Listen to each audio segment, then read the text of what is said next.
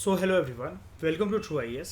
हम लोगों ने प्रीवियस लेक्चर तक दोस्तों चंद्रगुप्त टू यानी कि चंद्रगुप्त गुप्ता टू चंद्रगुप्त विक्रमादित्य के बारे में बात कर ली थी। ठीक है, फिर से शुरुआत यहीं से करेंगे जैसा कि हम अभी तक कर रहे थे। गुप्ता डायनेस्टी के वंश की अगर हम लोग बात करें तो एक महाराज गुप्ता या Shri Gupta, founder of Gupta dynasty, Maharaj Ghatotkacha, इन दोनों के बारे में इन्फॉर्मेशन नहीं थी। चंद्रगुप्त गुप्ता वन, मैंने आपको क्या बताया, पूरा नाम इनका बोला करो क्योंकि कंफ्यूजन हो सकती है। चंद्रगुप्त मौर्य कोई पर्सन लिख कर आ सकता है। Chandragupta Gupta one, okay. फिर चौथा राजा समुद्रगुप्त, चंद्रगुप्त गुप्ता वन का बेटा। पांचवा राजा चंद्रगुप्त गुप्ता टू नहीं, पांचवा राजा था रामगुप्ता। ये बिल्कुल नाकाबिल था और ख़ानदान की इज्जत को डुबाने वाला था। सही टाइम पर इसके छोटे भाई चंद्रगुप्त गुप्त टू ने इसको मारकर अपनी भाभी से शादी कर ली थी, क्योंकि राम गुप्ता युद्ध में हारने के बाद शत्रुओं को उनके कैंप में, उनके शिविर में अपनी बीवी को बेचने चला था, अपनी बीवी को देने चला था। ठीक है, ध्रुव देवी। तो छठा राजा चंद्रगुप्त टू। अब हम आगे बात करते हैं। और इसके कोर्ट में सबसे इंपॉर्टेंट बात, 9 फेमस स्कॉलर्स थे। नवरत्न, जस्ट लाइक मेडिवल इंडिया में मुगल कोर्ट में, अकबर के दरबार में, मुगल कोर्ट में नहीं, अकबर के कोर्ट में नवरत्न आपको देखने को मिलते हैं। ठीक है, तो नवरत्न की बात हमने करी थी प्रीवियस लेक्चर में और यहीं ख़त्म करा था अपना लेक्चर। कालिदास, अमर सिम्हा, वराह मीरा, धनवंतरी, घटकपारा, शंकु, कहापनाक, वारारुचि और वेताल भट्ट। ठीक है, तो ये हो गया चंद्रगुप्त टू छठा राजा। और अब बात करते हैं सेवेंथ की। सेवेंथ है Kumaragupta one, Kumaragupta Gupta one, 415 to 455 CE. अगर आप इसका टाइम देखो तो यानी कि हम इस चैप्टर में जो टाइम पीरियड डिस्कस कर रहे हैं उससे आगे निकल चुके हैं। कैसे? मतलब गुप्तास एंड वक्टक्स का कॉम्बिनेशन है ना, यानी कि गुप्तास का अब काइंड ऑफ एंड आने वाला है, बहुत ज़्यादा, बहुत पास है मतलब ये। ठीक है, इनका एंड होने वाला है। अब ये वाली बात याद रखना कि जस्ट लाइक ये चैप्टर जो स्टार्ट हुआ था, मैंने 2-3 बार पहले भी बोल रखा है, कुषाण जिस प्रकार से नॉर्थ में थे, सातवाहन डेक्कन में थे प्रीवियस चैप्टर में हमारे, यहाँ पर Guptas north India and Vakatakas in south India. ठीक है, वापस आ जाओ यहाँ पर। Kumar Gupta one, time pass आने वाला है 600 BC, 600 CE। He adopted the title of Shakraditya and Mahendraditya. इसने भी अश्वमेध यज्ञ के तहत अश्वमेध सेक्रीफाइस परफॉर्म करे थे। Shakraditya, Mahendraditya. He founded the Nalanda university near present day Patna. क्या हाल है इस यूनिवर्सिटी का? क्या हाल है यूनिवर्सिटी चलती है? ठीक है। He worship lord Kartikeya, son of lord Shiva. बड़े बेटे छोटे बेटे शिव जी के? बड़े बेटे। सवारी क्या? मोर, पिकॉक। और देवी देवताओं के युद्ध में क्या होते हैं ये? सेनापति। तो during the last year of his rain, Kumar गुप्त गुप्त वन ने क्या करा था? इसके कार्यकाल में क्या हुआ था आखिरी दिनों में? शांति व्यवस्था पूरी की पूरी तरीके से भंग हो चुकी थी। अगेन हमारे इंडियन सब कॉन्टिनेंट पे, जहाँ पर राहु केतु हावी रहते हैं, शनि की 7.5 चलती रहती है और वो 7.5 कंटिन्यू रहती है north west frontier, because of the invasion of हुन ट्राइब्स ऑफ सेंट्रल एशिया। यानी कि सेंट्रल एशिया और वेस्टर्न एशिया से जो हम मॉडर्न एम्पायर के बाद जो हम देख रहे थे, पोस्ट मॉडर्न एम्पायर में जो ट्राइबल्स का जो इन्वेजन हो रहा था, वो कंटिन्यू है इस टाइम पर भी। अब कौन सी ट्राइब इंडिया को इन्वेट कर रही है? Hun tribe. तो in the middle 5th century C ये था नोन एज वाइट हुन्स, और इनको बोला जाता था Hephthalites. They became powerful in the Oxus valley, जहां से ऑक्सस रिवर पास होती है। ऑक्सस रिवर का दूसरा नाम क्या था आज के समय में? इसको क्या बोलते हैं? प्रीवियस लेक्चर में क्या पढ़ाया था मैंने, प्रीवियस चैप्टर में? बताओ।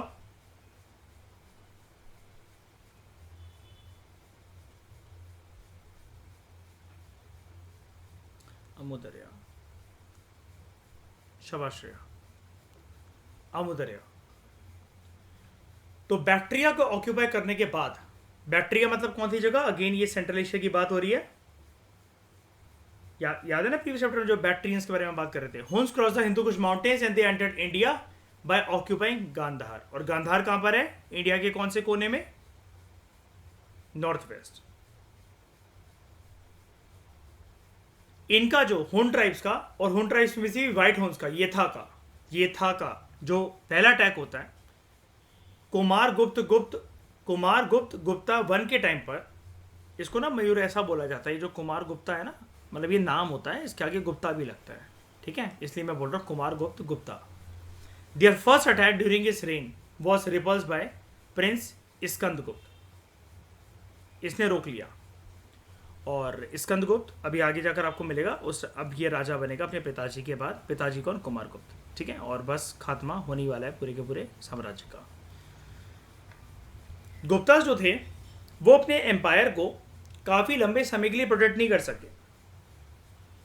क्या व्हाइट हुन्स का जो इन्वेजन था, येथा का जो इन्वेजन था, क्या स्कंदगुप्त ने, जो कि उस टाइम पर प्रिंस था, कुमार गुप्त वन का बेटा था, क्या उसने रोक लिया था सक्सेसफुली? रोक लिया था। पहला जो अटैक हुआ तब तो रोक लिया था, आगे पता नहीं हमें, अभी हम देखेंगे कहानी। हाँ, रोक लिया था। Guptas could not protect their empire for long. और आपको पता ना, जितनी भी ट्राइबल इन्वेजन हमारे देश में हुई हैं, वो एक दिन में नहीं होती थी। आप ये ट्राइबल इन्वेजन को छोड़ो, आप हड़प्पा के टाइम पर चलो, आर्यन इन्वेजन के एक दिन में हो गई थी।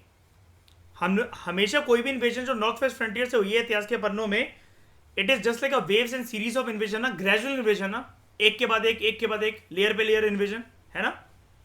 एक इन्वेजन हुई, कुछ महीना कुछ साल का गैप, फिर दूसरी इन्वेजन, फिर कुछ हुआ, फिर गैप आया, फिर दूसरी इन्वेजन, है ना, तीसरी इन्वेजन, ऐसे करते करते इन्वेजन्स होती नहीं। तो Guptas could not protect their empire for long, और सीरीज ऑफ सक्सेसिव जो वेव्स थी इन्वेजन्स की, हुन इन्वेजन्स की, they made the Guptas very week.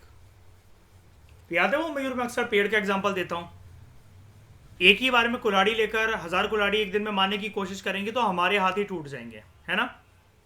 बिना थके रोज एक कुल्हाड़ी मारो, एक दिन ऐसा आएगा सिर्फ वो टच करने से गिर जाएगा पेड़, है ना। तो this was one of the main factors जिसकी वजह से गुप्ता एम्पायर का डिसइंटीग्रेशन जो था उसके अंदर तेजी आ गई। बिलसाद इंस्क्रिप्शन, ये सबसे पुराना रिकॉर्ड है कुमार गुप्ता वन के रूल का, and it dates to Gupta year 96। यानी कि गुप्ता एम्पायर को कितने साल हो गए थे? 96। ऑलमोस्ट एक सेंचुरी तो उसने कंप्लीट करी थी, वैसे भी हमने इंट्रोडक्शन में देखा था। और ये टाइम पीरियड है, ये देख लो 415 सी का, जब से इसका रूल शुरू होता है, ये देख लो यहाँ पर 415 सी, 415 टू 455। कुछ दूसरे इंस्क्रिप्शंस बिलसाद इंस्क्रिप्शन के अलावा कुमार गुप्त के रूल के टाइम पर they are Karamdanda inscription, Mandsaur inscription, Damodar copper plate inscription. Copper plate inscription मैंने आपको बताया था मेडिवल इंडिया में, जब तमिलनाडु का जब मैंने पहले चैप्टर पढ़ाया था, एज वेल एज जनरली हमने मेडिवल इंडिया जब स्टार्ट करी थी एनसीईआरटी से, मैंने आपको बताया था ना, जो कॉपर प्लेट इंस्क्रिप्शन होती थी, जैसे कभी कभार मान लो फॉर एग्जाम्पल, रिलेट करने की कोशिश मत करना, एक general out of the context की बात बोल रहा हूँ, कॉपर प्लेट इंस्क्रिप्शन को समझा रहा हूँ, अलग से समझा रहा हूँ। ब्रह्मदेव के अंदर ब्राह्मणों को लैंड गिफ्ट करा जाता था। अब मान लो श्रेया, वो हमने गिफ्ट करा है, किसी ब्राह्मण को दान करा है लैंड, ठीक है मयूर, हमने करा है वो हमारे कार्यकाल में, मतलब हमारी जो हमारे जीवन में हमने किसी ब्राह्मण को लैंड दिया। अब हमने तो दे दिया लैंड, अब उस पर हमने अपने ऑफिसर्स को बोला कि इन पे ना, इन लैंड पे जाना, ना कोई टैक्स वसूली करना, ना कुछ करना, कुछ भी नहीं करना है। अब हम तो अच्छे बनकर रहे, क्या गारंटी है कि हमारे बच्चे ब्राह्मणों से वो लैंड नहीं छीनेंगे, या फिर हमारे बच्चों को पता होगा कि हमारे पापा मम्मी ने दिया था ये लैंड इन ब्राह्मणों को। तो श्रेय होता क्या था, राजा महाराजा उस जमाने में ना कॉपर प्लेट के ऊपर कुछ इंस्ट्रक्शंस को इंस्क्राइब करवा कर जो वो लैंड गिफ्ट करते थे उसको बाहर लगा देते थे। फॉर एग्जाम्पल, मान लो मैं प्राइम मिनिस्टर हूं और मैंने आपको ठकुराइन एक कोठी गिफ्ट करी है बहुत बड़ी सी। अब आपको उस पर कोई टैक्स ना देना पड़े, कुछ ना देना पड़े, और वो मैं कह रहा हूं कि ठकुराइन की तरफ से वो खर्चा मैं उठाऊंगा। मैं अब जब तक मैं रहूंगा तब तक मैं खर्चा उठाऊंगा, मैंने ऐसा बोल रखा। तो उसके लिए मैं आपके घर के बाहर जब मैं प्राइम मिनिस्टर था तो भारत की सरकार के ठप्पा लगवा कर जा रहा हूं आपकी कोठी के बाहर, ताकि कोई भी इनकम टैक्स ऑफिसर्स या कोई भी जिसको जो विजिलेंस वाले हो, कोई भी आपके घर पे जाकर मतलब आपसे पूछताछ ना करें, आपको डिस्टर्ब ना करें। ठीक है, तो इसी प्रकार से होती थी।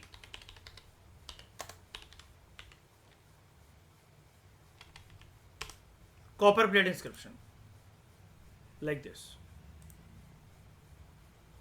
राजा महाराजा ने कुछ लिख कर दिया होता था।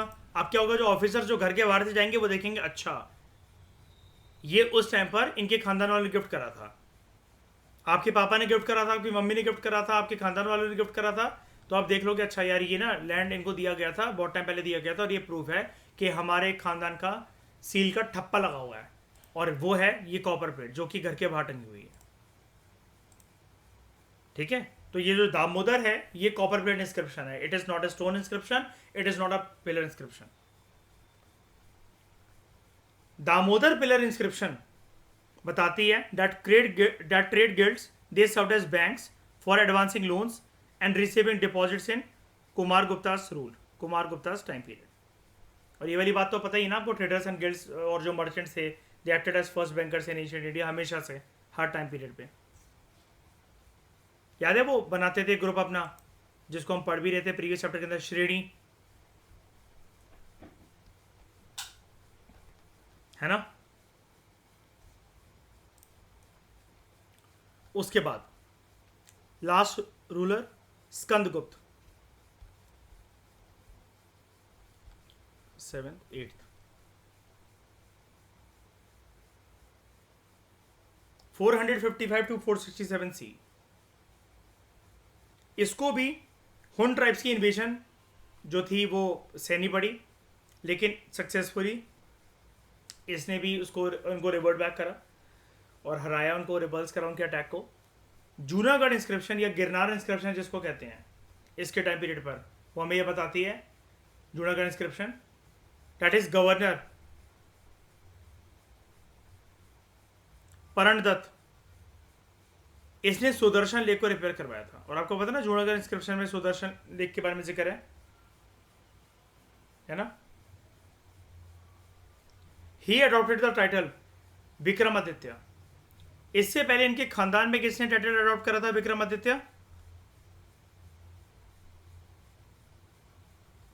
याद है ये? चंद्रगुप्त गुप्ता टू ने, इसलिए इसको चंद्रगुप्त विक्रमादित्य भी बोला जाता था। ये देखो, ही टुक द टाइटल विक्रमादित्य। तो मैंने इसको आपके नाम बताए थे इसके, चंद्रगुप्ता टू, चंद्रगुप्त गुप्ता टू, चंद्रगुप्त विक्रमादित्य, या सिंपली विक्रमादित्य गुप्ता, या सिमा विक्रमादित्य, सॉरी सिमा विक्रम, चंद्रगुप्त सिमा विक्रम, ये टाइटल थे। ऐसे ये अडॉप्ट कर रहा है टाइटल। तो जैसे अगर हम चंद्रगुप्त टू को बोल रहे हैं टाइटल विक्रमादित्य अडॉप्ट करने के बाद चंद्रगुप्त विक्रमादित्य, तो आप इसको क्या बोलोगे, स्कंदगुप्त विक्रमादित्य। समझ में आ रहा है? एग्जामिनर के लिए बहुत इजी आपको ट्रैप करना, अगर आपकी रिवीजन अच्छी नहीं है तो बहुत इजी है। ये मैं प्रूव करके दिखाऊंगा।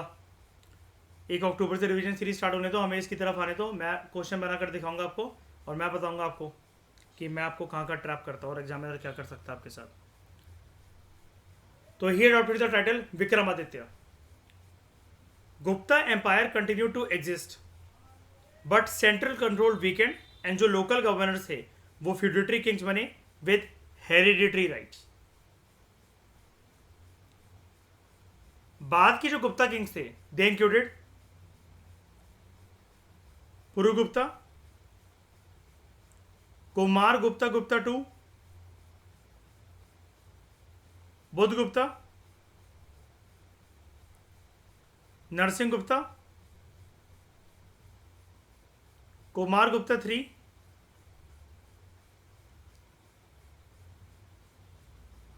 और विष्णुगुप्त।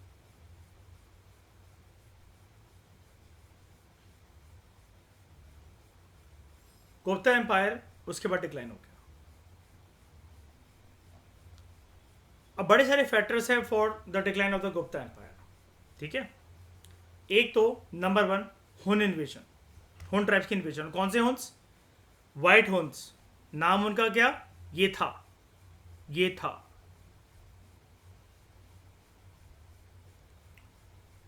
राइटर आपको बोल रहा है जैसे कि हमने पढ़ा इस चैप्टर के अंदर, हुन्स की जो मूवमेंट थी अंदर की तरफ into the Indian territories, it was successfully stopped by Skandagupta in the early 5th century. लेकिन 5th सेंचुरी के बाद जो वीक सक्सेसर्स हुए स्कंदगुप्त के, इसके बाद ये पुरुगुप्त, कुमारगुप्त टू, बुद्धगुप्त, नरसिम्हगुप्त, कुमारगुप्ता थ्री और विष्णुगुप्त। मतलब आप ये मान लो कि 3-4 बुद्धगुप्त के बाद तो कहानी भी खत्म हो गई थी इनकी, फिर तो बस ये टिके रहे थे, जैसा कि लेटर मुगल एम्परर्स थे। तो weak successors of Skandagupta they could not check growing Hun power, और हुन जो चीफ था तोरामन, ये इंपॉर्टेंट नाम है, ठीक है। अरे यार,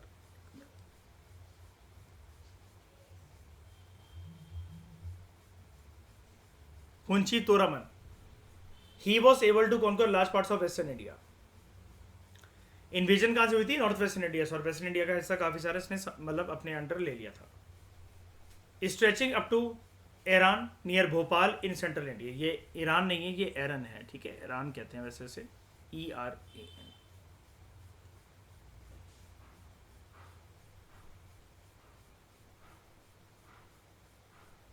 बान भट्ट ने अपनी हर्षचरिता वर्क में हुन इन्वेजन के बारे में लिखा हुआ है। ये फिल्म्स का अपने आप में क्वेश्चन बन सकता है। In which among the following works Hun invasion is mentioned? Harshacharita के अंदर मेंशन्ड है। अब यहां पर जब हुन आए तो ऑब्वियस ही बात है, हुन ट्राइब जब आए, वाइट हुन्स आए, ये था, इनको बोला जा रहा है ना, ये था।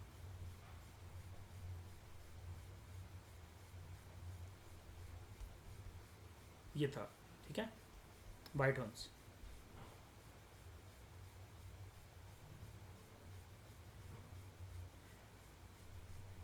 ये लोग भी चाहते थे कि अपनी कुछ ना कुछ पहचान छोड़कर जाए यहाँ पर। तो जो इंस्क्रिप्शन इशू करे गए हुन्स के द्वारा, और न्यूमिस्मेटिक एविडेंस जो हमें देखने को मिलते हैं, न्यूमिस्मेटिक एविडेंस मतलब इन्होंने यानी कि कुछ ना कुछ क्या मिंट करे होंगे यहाँ पर? कॉइन्स, सिक्के, ठीक है। न्यूमिस्मेटिक एविडेंस हमें ये दिखाता है दैट अराउंड 485 CE तक they had occupied what is present day Punjab, Rajasthan, Kashmir, eastern Malwa and large parts of central India.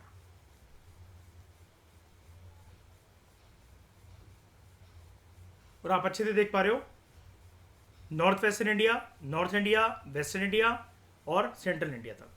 515 CE में तोरामन जो था वो अपने बेटे के द्वारा सक्सीड होता है, मिराकुल।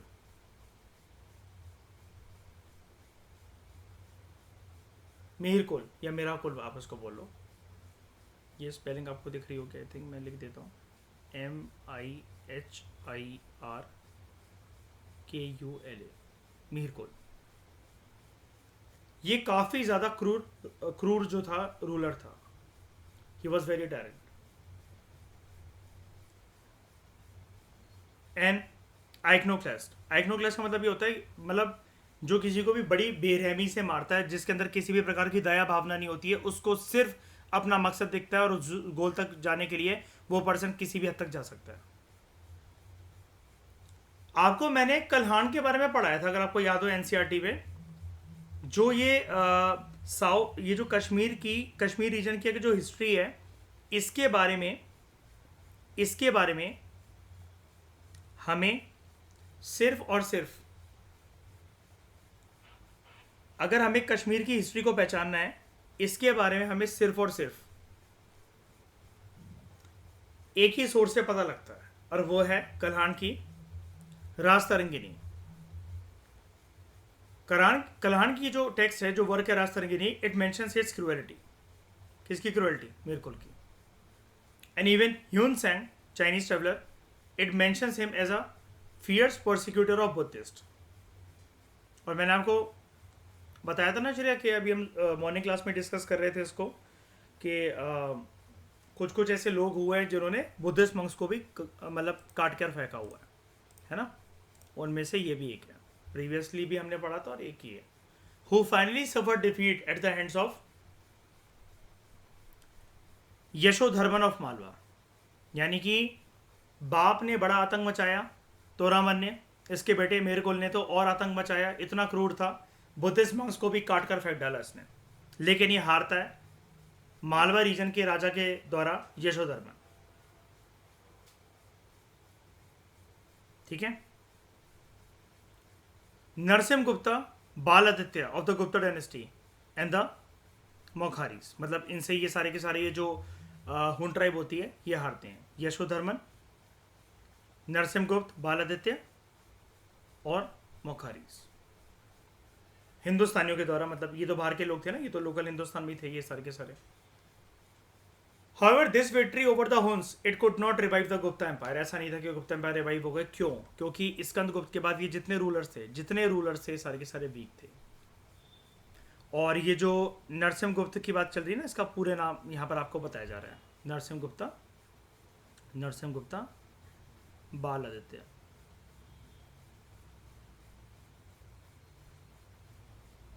इनके नाम में आपको ये बड़ी बार दिखेगा, बाल आदित्य, विक्रमादित्य, आदित्य, मतलब काफ़ी ज़्यादा इनको टाइटल ही पसंद था। एक तो रीज़न हुआ गुप्ता के डिक्लाइन के पीछे हुन इन्वेजन।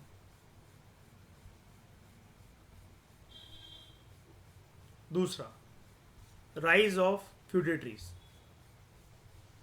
गुप्तास की जो पावर थी, it was severely curved by the rise of feudatories, feudal lords.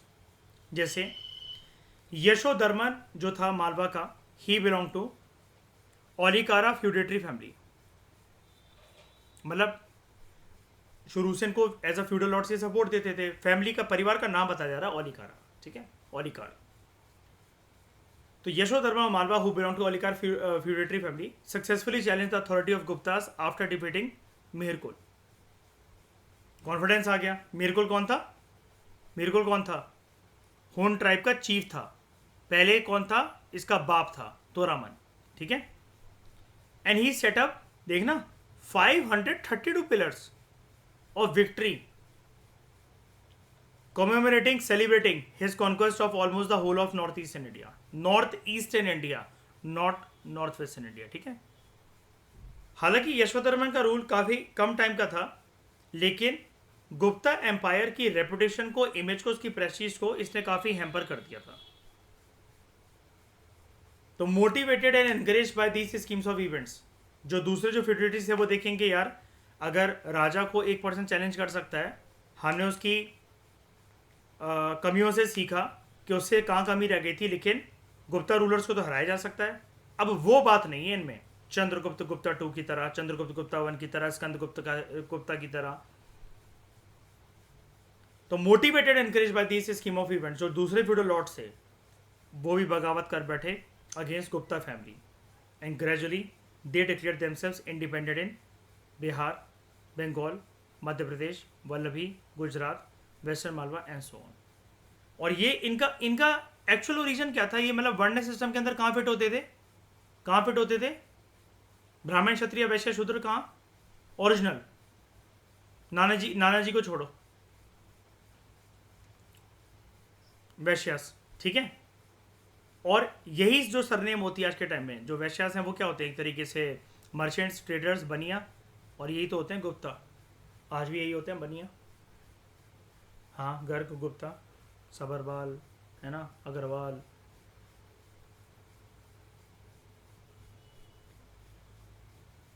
तो it is noteworthy that after the rain of Skandagupta hardly any Gupta coin inscription is found in western Malwa and Saurashtra. और ये चीज़ हमें क्या दिखाता है कि स्कंदगुप्त के बाद कोई भी इतना पावरफुल रूलर रहा ही नहीं, या फिर राजकोषी में इतना धन बचा ही नहीं होगा कि सिक्के वगैरह मिंट करवाए जा सकें।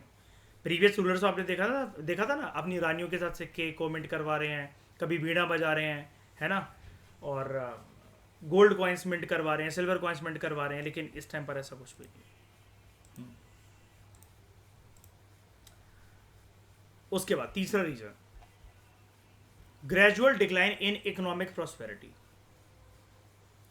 मैं इसके आपको और अच्छे पॉइंट्स दे दूंगा, रिवीजन सीरीज जब स्टार्ट होगी तब मैं आपको जो A4 शीट्स अपनी बाटा करूंगा, मैं आपको और अच्छे पॉइंट्स दे दूंगा। क्योंकि अब क्या होगा, आप मेंस में खुद सोच के देखो, अगर आप ये 3 हेडिंग बना रहे हो तो एग्जामिनर के हिसाब से 3 हेडिंग बहुत कम है। सिर्फ ये 3 रीजंस नहीं हो सकते गुप्ता एम्पायर के डिक्लाइन के। फिर अगर आप एक हेडिंग के अंदर इतना सारा कंटेंट अगर ठूसने की कोशिश कर रहे हो, आपकी शीट भर जाएगी, आपका टाइम खत्म हो जाएगा। मैं आपको 9-10 पॉइंट अच्छे दे दूंगा, उनमें से कोई भी 5-6 अपने फेवरेट पॉइंट बना लेना, इन्हीं में से दे दूंगा, मतलब अच्छे से निकाल के। ये जो बेसिस है ना, बेसिस मैं इसको बहुत अच्छे से लिखवा दूंगा, ठीक है। तो आप वो आराम से मतलब जान सकते हो, लिख सकते हो, क्योंकि सिर्फ 3 रीजन्स लिखने से काम नहीं चलेगा यार, ठीक है। और ये इतनी सारी बातें आप 3 रीजन्स के अंदर समेटने की कोशिश करोगे तो कंटेंट इतना होगा नहीं, शीट इतनी होगी नहीं, ना ही जगह होगी इतनी, और टाइम खत्म हो जाएगा।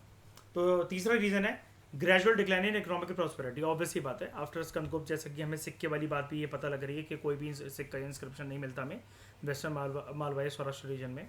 तो gradual economic decline of the Gupta empire, it is indicated by gold coins of later Gupta rulers. Gold coins of later Gupta rulers. अब आ जाओ यहां पर,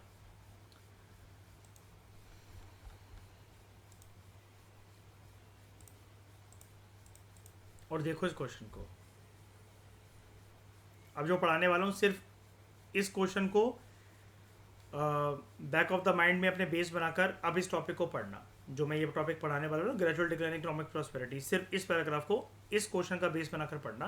2017 का एक क्वेश्चन है, how do you justify the view, how do you justify the view that level of excellence of the Gupta numismatic art, इनकी सिक्के बनाने की कला में, इनके सिक्के बनाने की आकृति में जो भी एक लेवल ऑफ एक्सीलेंस था, it is not at all noticeable in later times, how will you justify the view. तो जस्टिफिकेशन के लिए आते हैं यहां पर, gradual decline in the economic prosperity, धीरे धीरे करके जो इकोनॉमिक डिक्लाइन हुआ गुप्ता एम्पायर का, it is indicated by the gold coins of later Gupta rulers which have less of gold content and more of alloy.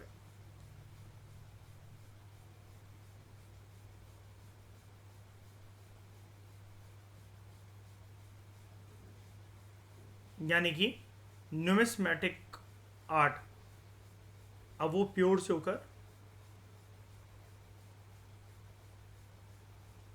Mixing की तरफ चली गई, ठीक है। आपको कोई सोने का सिक्का दे और वो 24 कैरेट का हो, वो ज़्यादा अच्छा लगेगा, या फिर आधा सोना आधा चांदी आधा कॉपर आधा तांबा मिक्स करके दे दे, उसके 4 टुकड़े बना दे कि ये गोल्ड है 25%, ये तांबा है, ये चांदी है, ये सिल्वर है, कैसा लगेगा आपको? पूरा प्योर गोल्ड अगर हो तो ज़्यादा बढ़िया लगेगा ना आपको, ये चीज़ थी। तो हमें ये भी देखने को मिलता है that this was a time period in the later Gupta phase. We also notice a gradual disappearance of coins in the post Gupta period. It let the kings to make payments in the form of land rather than the cash, ठीक है। यानी कि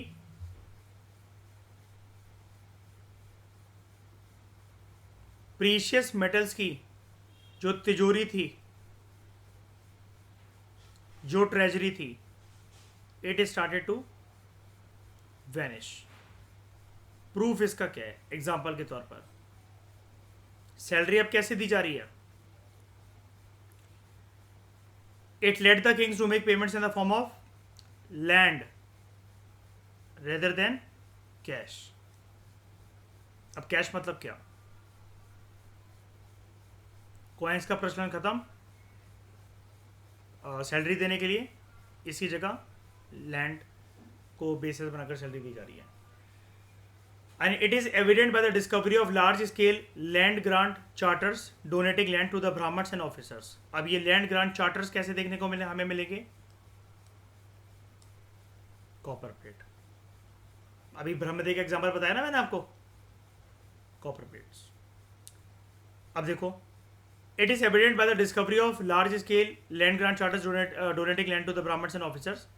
इसकी वजह से feudal tendencies और बढ़ गई। फ्यूडल लॉर्ड्स को तो और पावर हो जाएगी, क्यों, जमीन सारी की सारी उनको मिलती जा रही है। सैलरी देने का टाइम है जमीन, सैलरी देने का टाइम है जमीन का पट्टा, सैलरी देने का टाइम है इतने स्क्वायर फुट की जमीन उनको मिल गई। And it indicated lesser control on the part of the central government, यानी कि जो एक सेंट्रलाइज कंट्रोल शुरू से स्टार्ट करा गया था चंद्रगुप्त गुप्ता वन के द्वारा,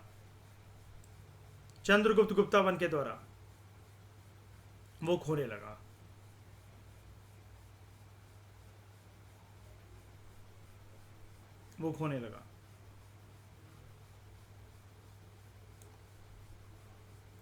Also, due to the loss of Western India, the rich revenues from the foreign trade and commerce, it also dropped. और किससे होता था इनका foreign trade? Eastern Roman empire को क्या कहते थे हम लोग? शाबाश, बाइजेंटीन एम्पायर। हाँ जी Shreya, Byzantine empire. And this further crippled the Guptas, और इनके लिए मुसीबतें बढ़ गई।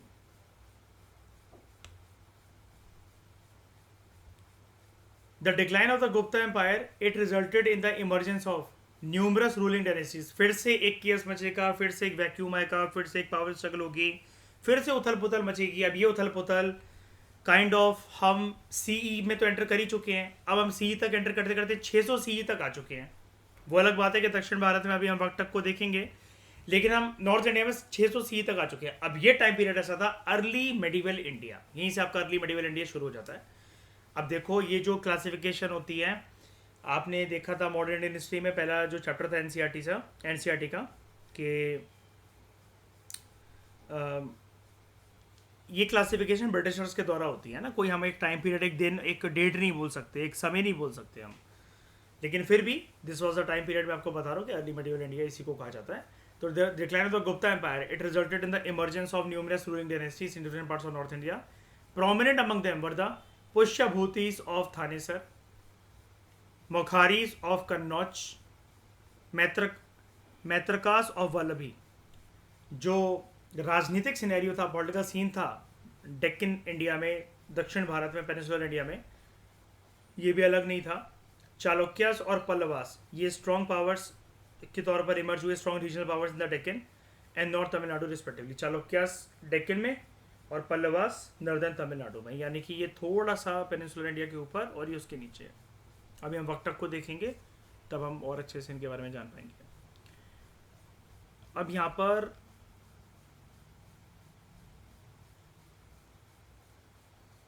एक चीज बताता हूँ, मंडसौर इंस्क्रिप्शन के बारे में जिक्र था कुमार गुप्ता वन का, है ना। तो ये मंडसौर इंस्क्रिप्शन क्या कहती है? The migration of a guild of silk weavers from Gujarat to Malwa in 473 CE and their adoption of non-productive professions, it showed that there was probably not much demand of clothes produced by them। Mandsaur inscription में बोला क्या है